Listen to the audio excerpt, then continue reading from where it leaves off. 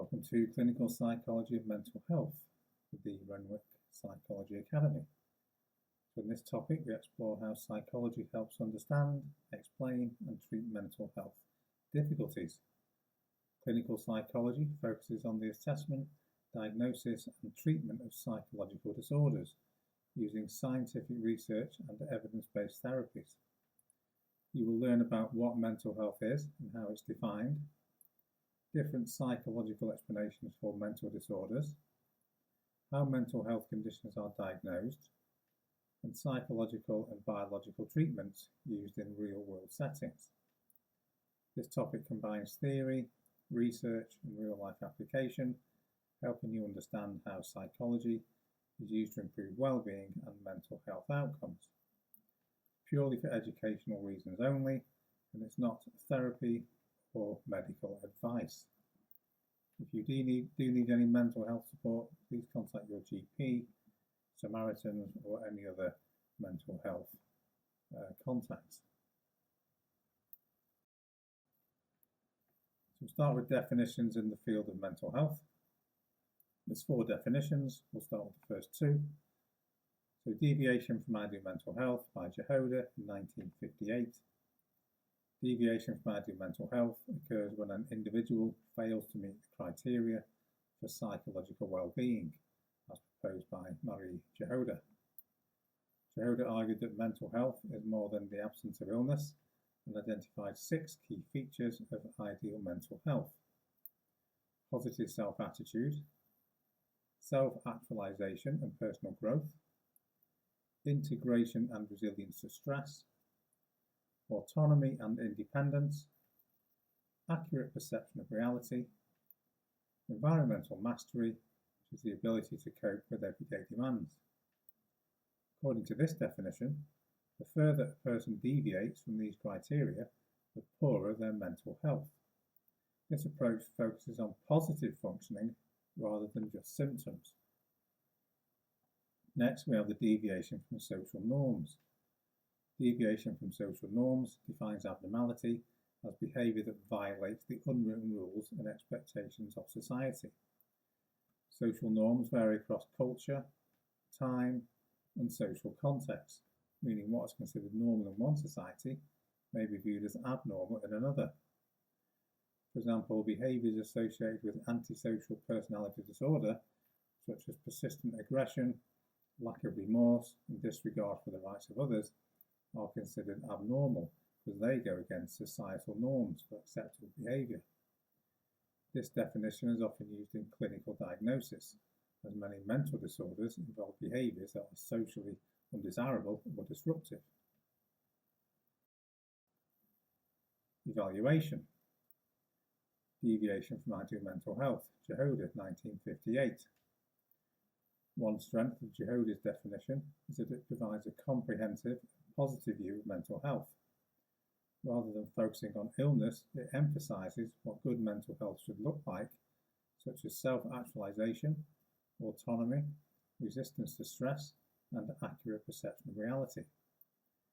This fits well with the humanistic approach, particularly the work of Maslow and Rogers, and encourages mental health services to promote well-being rather than just treat disorders. However, Jehoda's criteria may be culturally bound. Concepts such as personal independence and self-actualization are highly valued in Western cultures, particularly in the USA and parts of Europe, but may be less important in collectivist cultures. For example, independence is valued highly in Germany, but less so in countries like Italy, where interdependence and family ties are prioritised. This limits the cross-cultural validity of the definition. Another limitation is that Jehoda's standards are extremely high, meaning that very few people would meet all 6 criteria at the same time. As a result, many psychologically healthy individuals could be labelled as mentally ill, reducing the usefulness of the definition. Next, we look at deviation from social and cultural norms. The strength of defining abnormality as deviation from social norms is its real-world application. It's used in clinical practice when diagnosing disorders such as antisocial personality disorder. which involves behaviours that clearly violate social rules and the rights of others. This makes the definition practical and relevant for diagnosis, risk assessment, and legal decisions. However, social norms vary across culture, time, and situations, meaning that what's considered abnormal in one society may be acceptable in another. Research by Chappell and Jepson 2023 highlights a fear of weirdness, where people who behave differently are viewed negatively even when their behaviour is harmless. This suggests the definition may reflect social discomfort rather than genuine mental disorders. A major criticism is the potential for human rights abuses and unfair labelling. Historically, behaviours that challenge social norms were pathologised, such as labelling women as nymphomaniacs or enslaved people as mentally ill through certain diagnoses. These examples show how definition can be misused to control or stigmatise minority groups. Despite this, deviation from social norms remains necessary for identifying behaviours that pose genuine risk to others, such as those seen in antisocial personality disorders. This highlights the importance of using a definition carefully and alongside other criteria. Overall, both definitions often offer valuable perspectives but have limitations. Jehoda's approach is idealistic and culturally biased, while deviation from social norms risks subjectivity and abuse of power. In practice, mental health professionals tend to use multiple definitions together, rather than relying on one single approach, to achieve a fairer and more accurate diagnosis. Definitions in the field of mental health. Failure to function adequately. Failure to function adequately refers to an individual's inability to cope with demands of everyday life. Rosenhan and Selig in 1989 proposed several signs that indicate when a person may not be functioning adequately. These include personal distress, such as anxiety or depression, maladaptiveness, where behaviour interferes with daily living, unpredictability and loss of control, such as emotional outbursts, irrationality, where behaviour lacks a clear explanation, observer discomfort, meaning others feel uneasy, and violations of moral or social standards. This definition focuses on how well a person can manage daily tasks like work, relationships, and self-care, rather than simply whether their behaviour is unusual. Unconventional lifestyles. One limitation of failure to function adequately is that it may wrongly label individuals with unconventional lifestyles as mentally ill. For example, New Age travellers or individuals who choose alternative ways of living may not conform to social expectations, but may still be psychologically healthy. This highlights how judgments of functioning are often influenced by cultural values and societal norms. Next, we look at statistical infrequency. Statistical infrequency defines abnormality as behaviour or characteristics that are numerically rare in the population. Behaviour is considered abnormal if it falls far from the average on a normal distribution. For example, believing that your neighbours are zombies will be statistically rare and therefore considered abnormal. Similarly, intellectual disability disorder is diagnosed partly using statistical infrequency, typically when an individual has an IQ below 70. This approach uses objective numerical data, making it useful for a diagnosis such as intellectual disabilities. Evaluation of failing to function adequately. The strength of the failure to function adequately definition is that it represents a threshold for when professional help may be required. It is closely linked to real-world clinical practice and is used by mental health organisations such as Mind, which reports that around 1 in 4 people in England will experience a mental health problem at some point in their lives. This definition allows doctors to identify individuals who are genuinely struggling and in need of support. However, this definition is open to abuse and social control. What counts as adequate functioning can be subjective and culturally influenced. For example, individuals who engage in high-risk leisure activities or live alternative lifestyles may be unfairly labelled as abnormal, despite functioning well within their chosen way of life. Another limitation is that failure to function may be situational rather than pathological. For instance, someone who has recently experienced bereavement may temporarily struggle to cope with daily life. The DSM-5-TR therefore requires careful clinical judgment to avoid diagnosing normal reactions to life events as mental disorders. Evaluation of statistical infrequency. A key strength of statistical infrequency is its real-world application. It's widely used in psychological assessment and diagnosis. For example, standardized measures such as the Beck Depression Inventory help doctors identify unusually high levels of depressive symptoms compared to the general population. However, a major limitation is that statistical rarity does not equal abnormality. Unusual characteristics can be positive, such as having an exceptionally high IQ or a very low depression score, which would not indicate poor mental health. Despite this, statistical infrequency can be beneficial because it helps individuals who score at the lower end of distributions, such as those with intellectual disabilities, to access support, education, and therapeutic services. The downside is that labelling can also lead to social stigma and discrimination, which may negatively affect self-esteem and opportunities. Phobias. Phobias are a type of anxiety disorder characterized by an excessive, persistent, and irrational fear of a specific object, situation, or activity. The fear response is out of proportion to any real danger and leads to avoidance behaviour. DSM-5-TR categories of phobias. The DSM-5-TR identifies three main categories of phobia. Specific phobia, so fear of a specific object or situation. Examples include arachnophobia, spiders, or aviophobia, flying. Social anxiety disorders, or social phobia, a fear of social situations involving scrutiny or evaluation. So, for example, a fear of public speaking or eating in public. Agoraphobia, a fear of situations where escape might be difficult. Often involves crowds, public transport, or open spaces. Behavioural characteristics of phobias. Behavioural symptoms relate to how individuals act when faced with a phobic stimulus. Panic responses such as crying, freezing, or attempting to escape.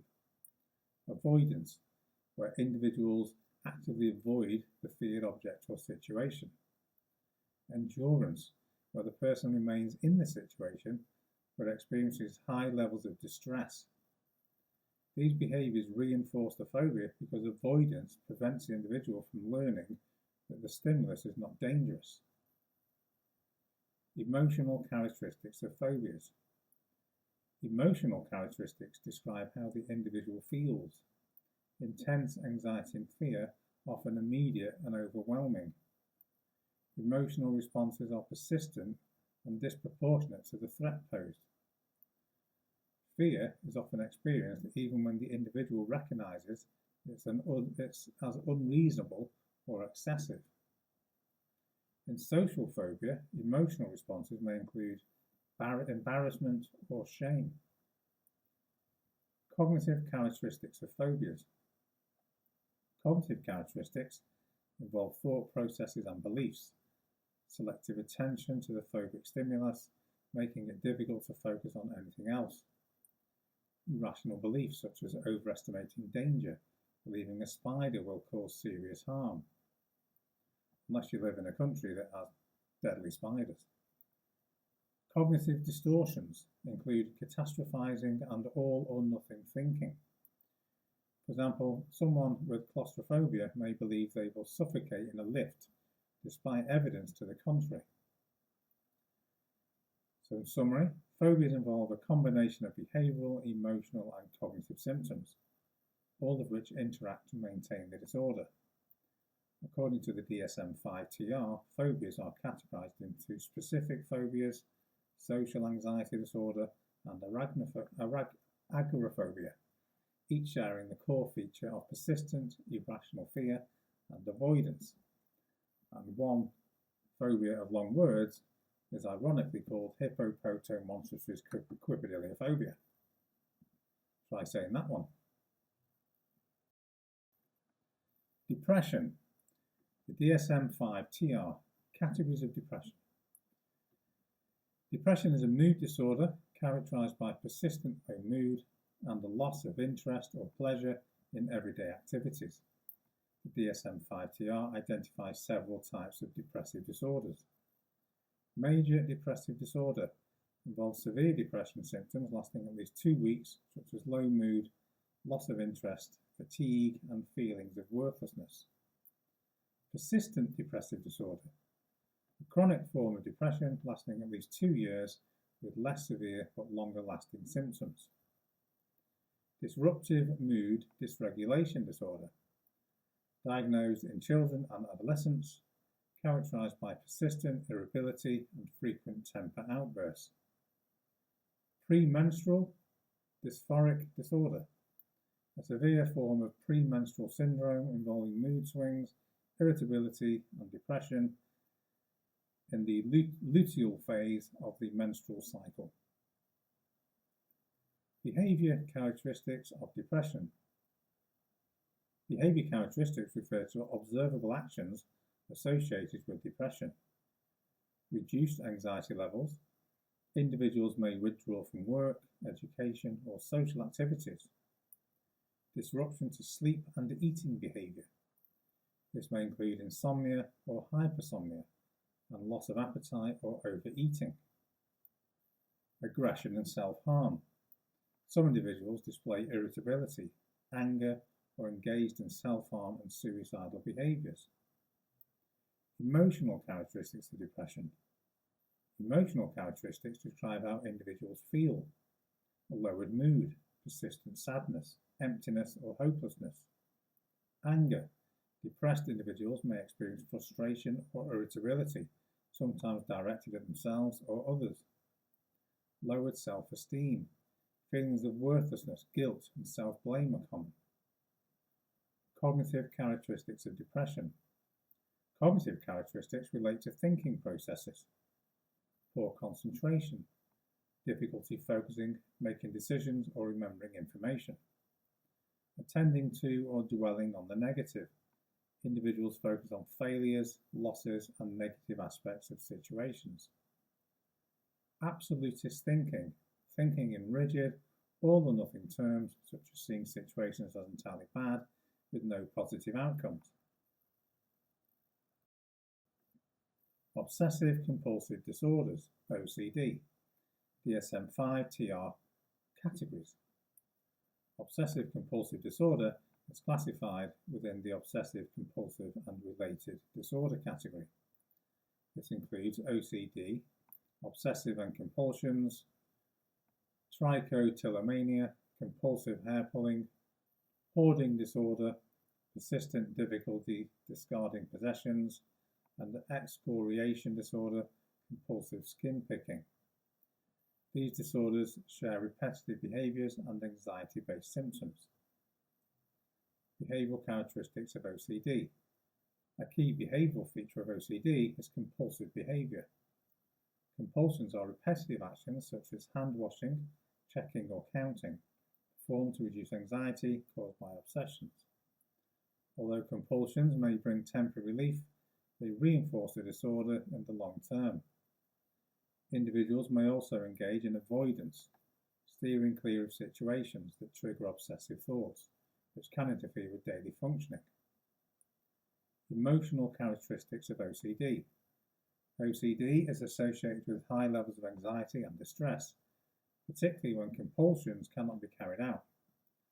Many individuals also experience feelings of guilt or disgust, especially in contamination-related OCD. Ongoing anxiety and disruption to daily life can lead to secondary depression, increasing emotional suffering. Cognitive characteristics of OCD. Cognitively, OCD involves persistent obsessive thoughts that are intrusive, unwanted, and difficult to control. These thoughts often focus on danger, contamination, or moral responsibility. Individuals may use cognitive coping strategies such as mental rituals or thought suppression to manage anxiety. Importantly, most people with OCD show insight, recognizing that their thoughts and behaviours are excessive or irrational, even though they feel unable to stop them. Summary. OCD is characterized by intrusive, obsessive thoughts and anxiety-reducing compulsions, with behavioural, emotional, and cognitive symptoms that significantly interfere with everyday life. The behavioural approach to explaining phobias. The behavioural approach explains phobias through learning processes, focusing on how fears are acquired and maintained through experience.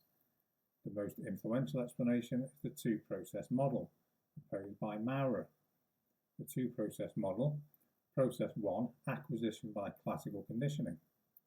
Phobias are first acquired through classical conditioning.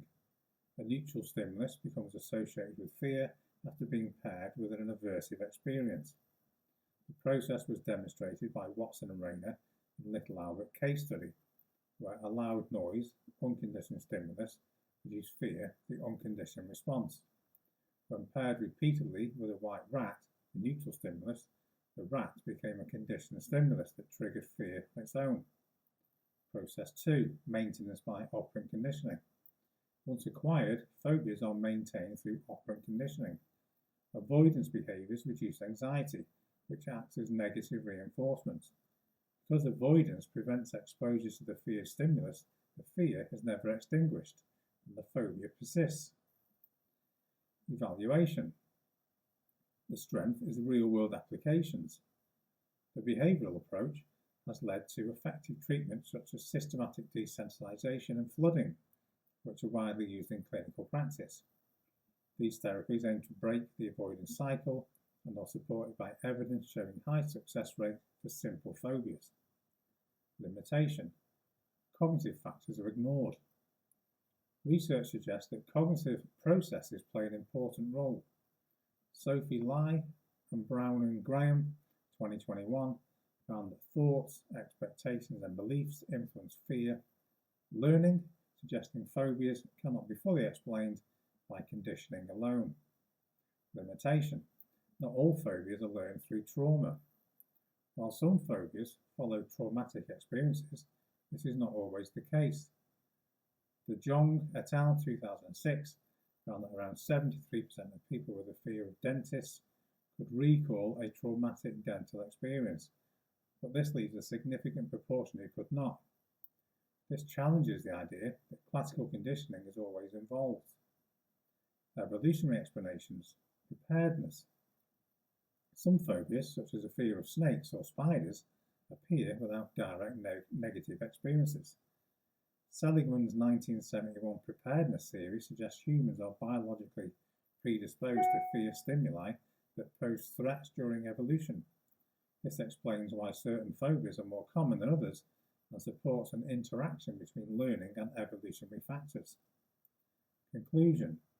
The behavioural approach provides a clear and testable explanation for phobias and has strong practical value through behavioural therapies. However, it is incomplete and overlooks cognitive processes and biological preparedness. Modern psychology recognises that phobias are best explained through a combination of behavioural, cognitive, and evolutionary factors. The behavioural approach to treating phobias. The behavioural approach assumes that phobias are learned through conditioning and therefore can be unlearned using behavioural techniques. Two main treatments used are systematic desensitization and flooding. Systematic desensitization is based on classical conditioning and aims to gradually replace a fear response with a relaxation response. It involves three three key stages. First, the therapist and client create an anxiety hierarchy, which is a list of fear-provoking situations ordered from the least to the most frightening. Second, the client is taught relaxation techniques, such as controlled breathing or progressive muscle relaxation. Relaxation is used because fear and relaxation cannot occur at the same time, a process known as reciprocal inhibition. Finally, the client is gradually exposed to the fear stimulus, starting at the bottom of the hierarchy. The client only moves up the hierarchy once they can remain relaxed at each stage. Evaluation of systematic desensitization. One strength is it's got strong research support. A meta-analysis by Odgers et al. 2022 found that exposure-based therapies, including systematic desensitization, were highly effective in reducing phobic anxiety. This supports that systematic desensitization as an evidence-based treatment. Another strength is that systematic desensitization is considered ethical and well tolerated, as exposure is gradual and controlled. This makes it more suitable for children and individuals with learning difficulties. However, systematic desensitization has limited application. A systematic review by Baumlein et al. 2020 of 111 studies found that systematic desensitization was less effective for phobias with a strong traumatic or cognitive component. This suggests that systematic desensitization may not address the underlying thoughts associated with fear. More recently, virtual reality systematic desensitization has been developed, allowing clients to face fear stimuli safely and cost-effectively, particularly when real-life exposure would be dangerous or impractical. Flooding. Flooding is another behavioural treatment based on classical conditioning, but it differs from systematic desensitization because it involves immediate and prolonged exposure to the feared stimulus. The client is exposed to their phobia at its most intense level for an extended period, typically 2 to 3 hours, until the anxiety subsides. The idea is that fear cannot be sustained indefinitely, and eventually the client learns that the stimulus is harmless. Flooding requires strict ethical safeguards, including informed consent, as it can be extremely distressing. Evaluation of flooding. The strength of flooding is that it can be highly cost-effective, as improvement may occur in a single session. This can reduce treatment time and save money for services such as the NHS. However, flooding is often described as traumatic and unpleasant. Research by Schumacher et al. 2015 found that flooding was rated as significantly more stressful than systematic desensitization, leading to higher dropout rates. This raises ethical concerns. Another limitation is the issue of symptom substitution. Flooding treats the behavioural symptoms of a phobia, but does not address the underlying causes. For example, Pearson's in 1986 reported a case where a woman treated with flooding for a death phobia later developed another anxiety disorder, suggesting the root cause was not resolved. Conclusion: overall, behavioural treatments for phobias are effective, particularly systematic desensitization, which is ethical and well supported by research.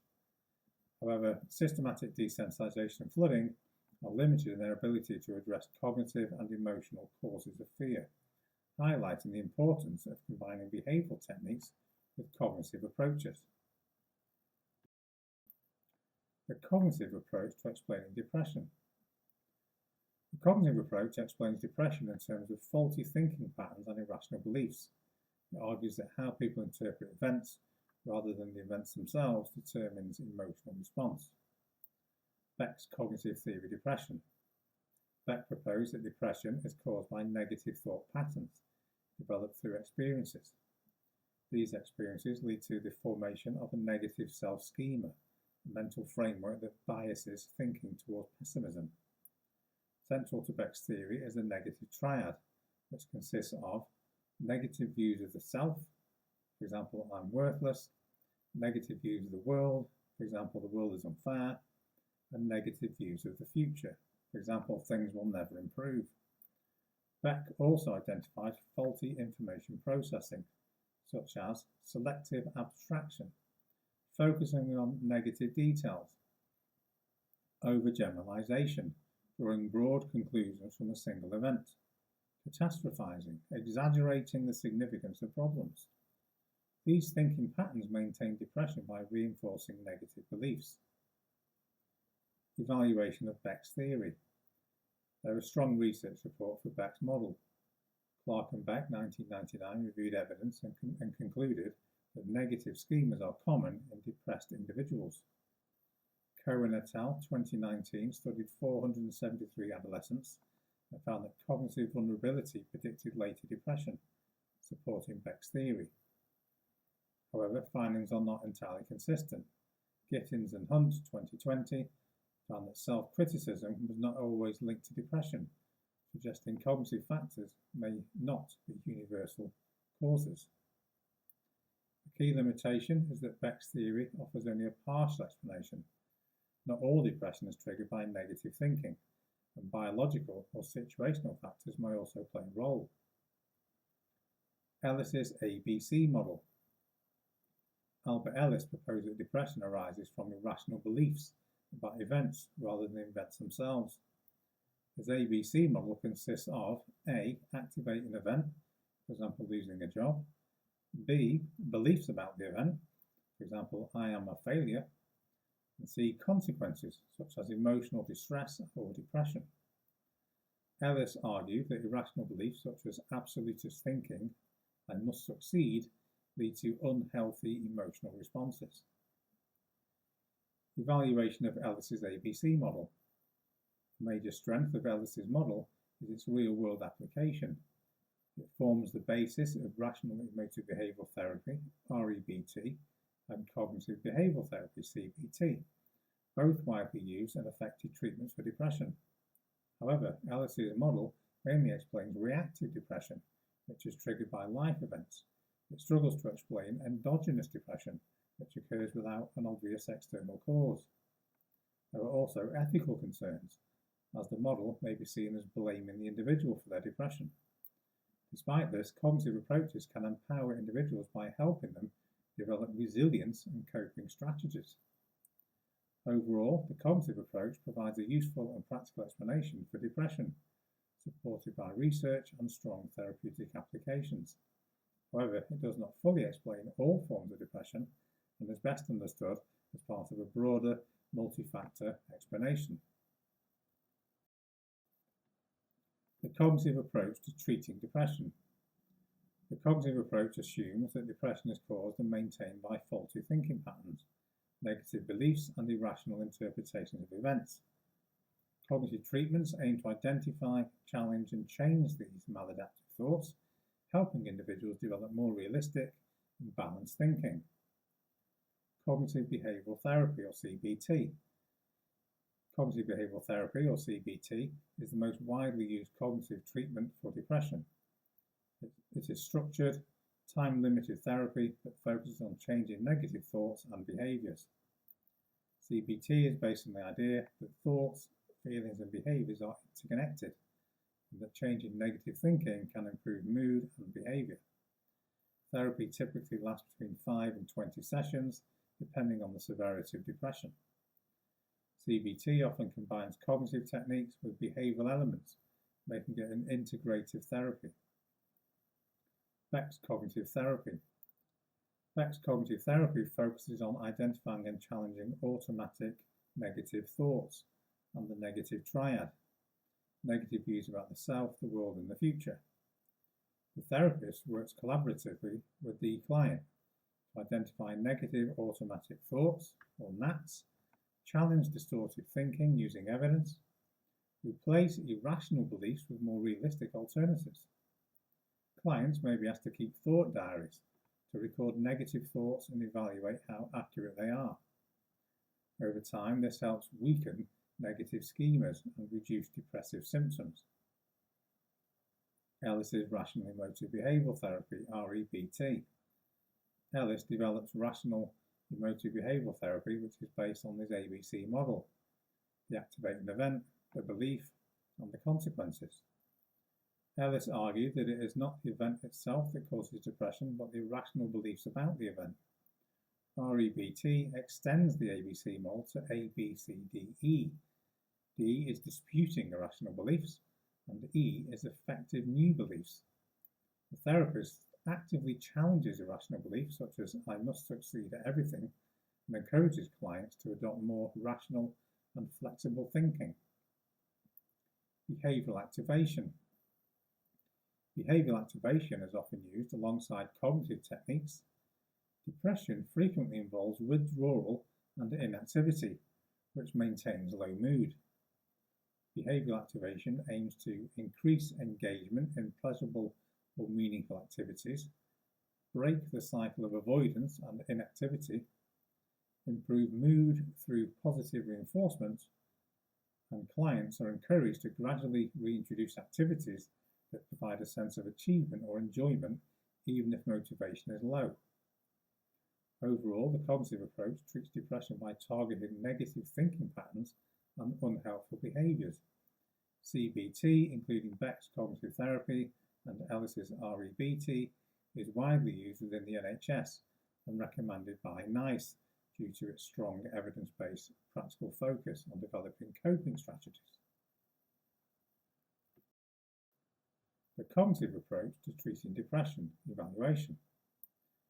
One strength of the cognitive approach to treating depression is strong research support for its effectiveness.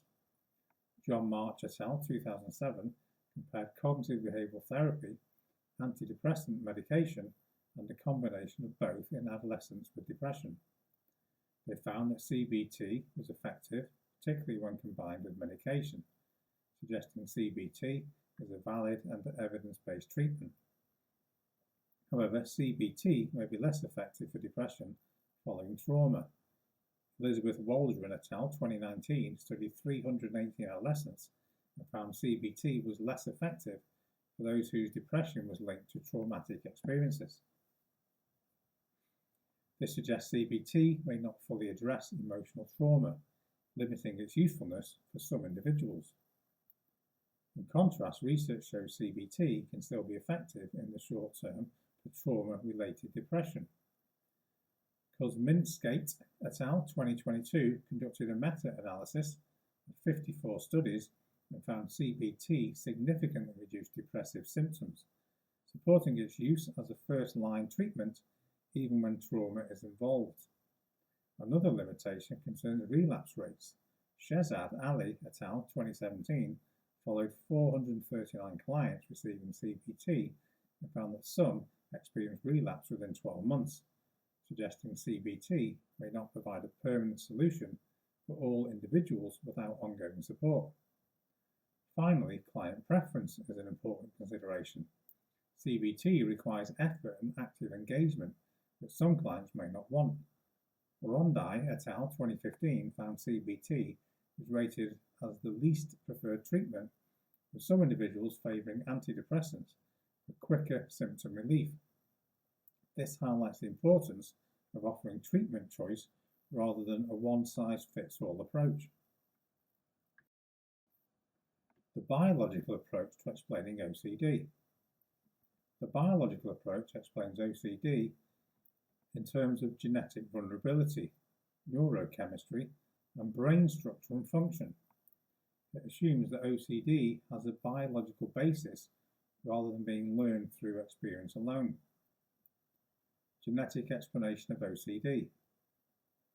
The biological approach suggests that OCD is inherited and that individuals may have a genetic vulnerability to developing the disorder. OCD does not have a single OCD gene. Instead, it's polygenic, meaning it is influenced by many different genes. Stephen Taylor, 2013, suggested up to 230 genes may be involved in disorders such as OCD and depression. These genes are often linked to the regulation of neurotransmitters, particularly serotonin and dopamine, which are important for mood regulation and anxiety. One important candidate gene is 5-HT1D beta, which is involved in the serotonin system. Variations in this gene may reduce the efficiency of serotonin transmission, increasing the likelihood of obsessive thoughts and compulsive behaviours. diathesis stress model. The biological explanation often uses a diathesis stress model. This suggests that OCD develops when a genetic vulnerability, diathesis, interacts with environmental stressor, such as trauma, chronic stress, or life changes. In other words, having OCD-related genes does not guarantee the disorder will develop. Instead, OCD is more likely to emerge when biological vulnerability is combined with psychological or environmental triggers. Neural explanation of the role of serotonin. Serotonin plays a key role in regulating mood, anxiety, and impulse control. Low levels of serotonin are associated with increased anxiety, which may contribute to the development of obsessive thoughts. In OCD, serotonin is thought to be less effective at transmitting signals between neurons. This may lead to difficulties in suppressing intrusive thoughts and controlling repetitive behaviours. Evidence for this comes from the effectiveness of SSRIs, selective serotonin reuptake inhibitors, in reducing OCD symptoms by increasing serotonin availability in the synapse. Dopamine and mood regulation. Dopamine is also involved in OCD, particularly in regulating reward, motivation, and repetitive behaviours. Abnormal dopamine activity may help explain why compulsions are repeated, even when individuals recognise they are rational. This supports the view that OCD is not purely anxiety-based, but involves dysregulation across multiple neurotransmitter systems. Etiological heterogeneity in OCD. OCD is described as etiologically heterogeneous, meaning that the origins, etiology, of the disorder vary between individuals. Different types of OCD may have different biological causes. For example, hoarding disorder may be linked to impaired decision-making. Religious or moral obsessions may involve different neural pathways. Checking or contamination OCD may be more closely linked to anxiety systems. This supports the idea that OCD is not a single disorder, but a cluster of related conditions with overlapping biological mechanisms. Brain structure and decision-making systems. Neuroimaging studies suggest that OCD is associated with abnormal functioning in certain brain areas, particularly the lateral frontal lobes, involved in logical thinking and decision-making. The parahippocampal gyrus, linked to emotion and memory processing, in hoarding disorder, impaired activity in the decision-making system of the brain may explain difficulties discarding possessions, even when they are objectively worthless. To conclude, the biological approach explains OCD as a result of genetic vulnerability, neurotransmitter imbalance, and atypical brain functioning. It emphasises that OCD is polygenic, heterogeneous, and influenced by both biology and environment, providing a strong scientific foundation for biological treatment such as medication. Evaluation of the biological explanations of OCD. Research provides strong support for a genetic contribution to OCD.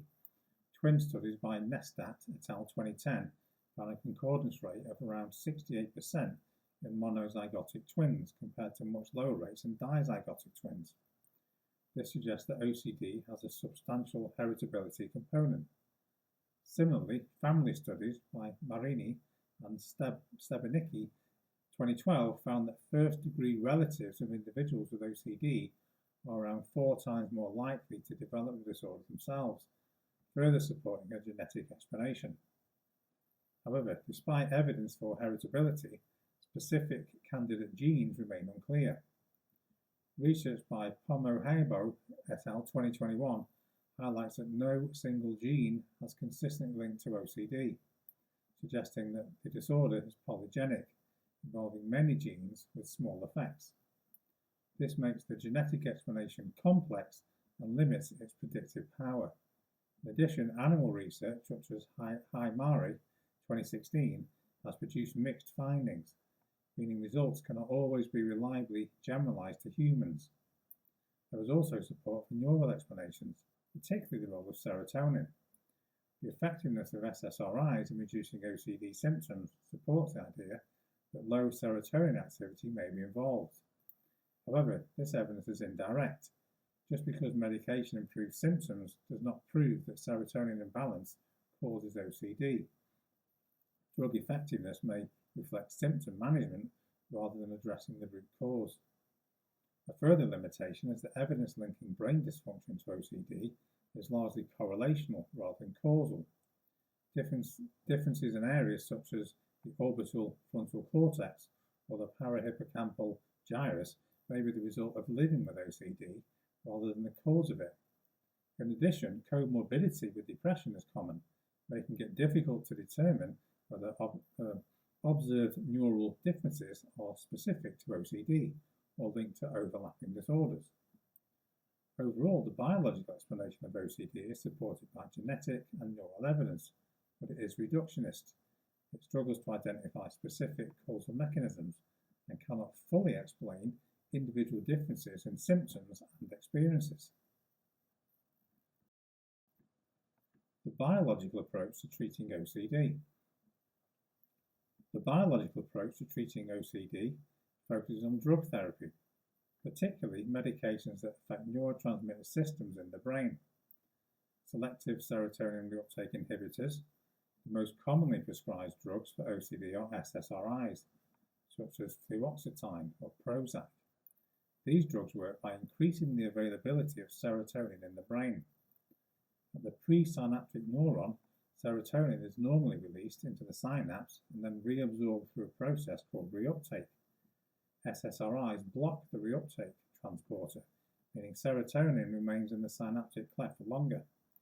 This increases stimulation of the postsynaptic neuron, helping to regulate mood and anxiety, which are central features of OCD. SSRIs typically take 8 to 12 weeks to have a notable effect, as they gradually rebalance neurotransmission. Combining SSRIs with CBT. In many cases, SSRIs are combined with CBT.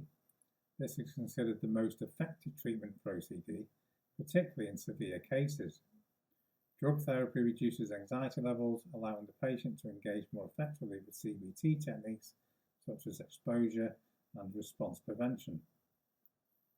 Alternative to SSRIs. If SSRIs are ineffective, tricyclic antidepressants may be described.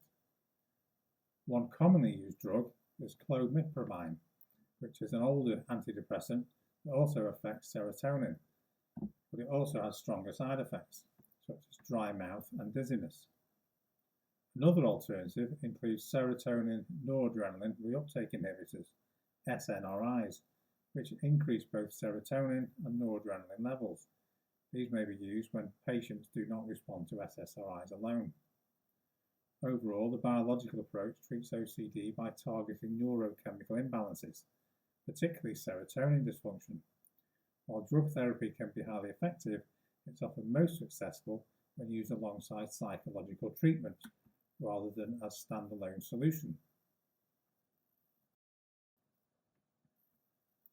The biological approach to treating OCD evaluation. One strength of the biological approach to treating OCD is strong research evidence for the effectiveness of drug therapy, particularly selective serotonin reuptake inhibitors. A review by Sunro et al. 2008 analysed 17 studies comparing SSRIs with placebos and found that SSRIs significantly reduced OCD symptoms. This provides scientific support for the biological explanation that OCD is linked to abnormal serotonin activity in the brain. However, there is evidence that psychological treatments may be more effective than drug therapy alone. A systematic review by Skapinakis et al. 2016 concluded that cognitive behavioural therapy, particularly exposure and response prevention (ERP), is more effective than SSRIs in reducing OCD symptoms. This suggests that while drugs may help manage symptoms, they may not address the underlying cognitive or behavioural causes of OCD. A practical advantage of drug therapy is that it is cost-effective and non-disruptive. SSRIs are relatively inexpensive for the NHS compared to long-term psychological therapies, and patients can take medication without major disruption to their daily lives. This makes drug therapy accessible and appealing, particularly for individuals who are unwilling or unable to engage in CBT. However, a major limitation is the risk of serious side effects. SSRIs can cause nausea, indigestion, blurred vision, sleep disturbances, and reduced sex drive. CASE of 2020 highlights that these side effects often lead to poor compliance, with some patients stopping medication prematurely, reducing its long-term effectiveness.